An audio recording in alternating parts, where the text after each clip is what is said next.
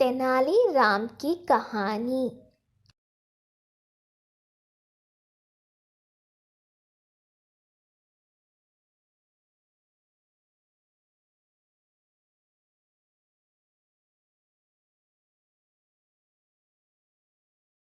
विजयनगर राज्य के एक गांव में रमैया नामक व्यक्ति रहता था।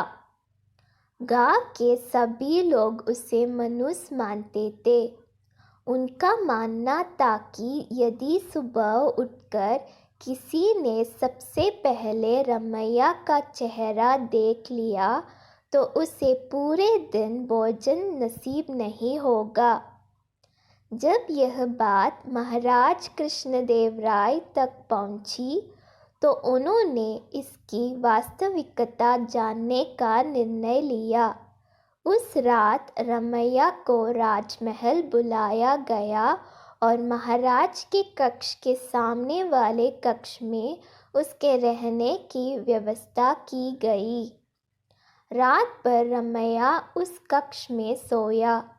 अगली सुबह महाराज कृष्णदेव सीधे रमैया के कक्ष में गए और उसका चेहरा देखा।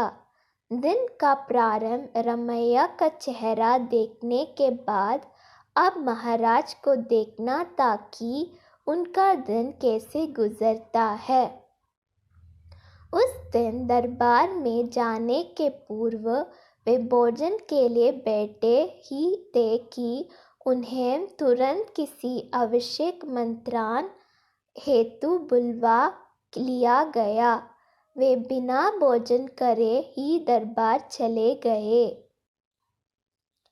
दरबार की कार्यवाही जो प्रारंभ हुई तो देर रात तक चलती रही। दरबार की कार्यवाही समाप्त होते तक महाराज कृष्णदेव राय को जोरों की भूख लग आई थी। जब उन्हें भोजन परोसा गया तो उन्होंने देखा कि उनकी थाली पर मक्खी बैठी हुई है। उन्होंने भोजन छोड़ दिया और अपने शयन कक्ष चले गए। कुछ देर बाद रसोइया जब पुनः भोजन बनाकर लाया तब तक उनकी भूख मर चुकी थी। वे बिना खाए ही सो गए। अब महाराज को विश्वास हो गया कि रमैया मनुष्य है। उन्होंने उसे फांसी पर चढ़ा देने का आदेश दे दिया। रमैया की फांसी की बात जब उसकी पत्नी तक पहुंची तो वह रोते रोते तेनालीराम के पास गई और उससे सहायता की गुहार लगाई। तेनालीराम ने उसे आश्वासन देकर घर भिजवा दिया। अगली सुबह जब सैनिक रमैया को फांसी पर लटकाने ले जा रहे थे तो रास्ते में उनकी बहन तेनालीराम से हुई।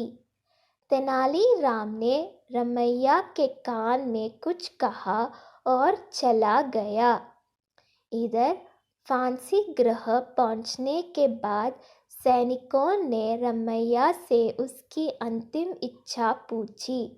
रमैया ने कहा कि मैं महाराज को एक संदेश भिजवाना चाहता हूँ। एक सैनिक द्वारा वह संदेश महाराज तक पहुंचाया गया।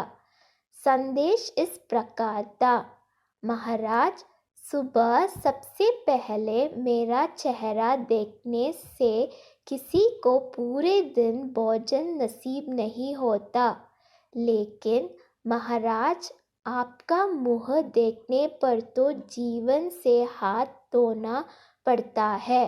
बताइए, ऐसे में ज्यादा मनुष्य कौन है?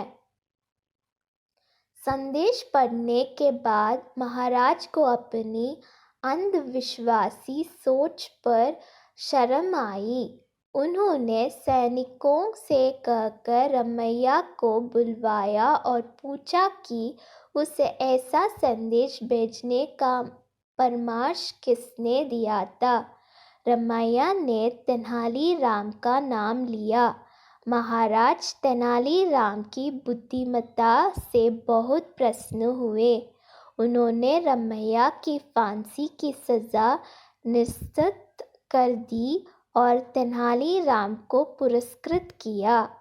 इस तरह तेनालीराम की वजह से रमैया के प्राण बच पाए। सीख: अंधविश्वास से दूर रहना चाहिए।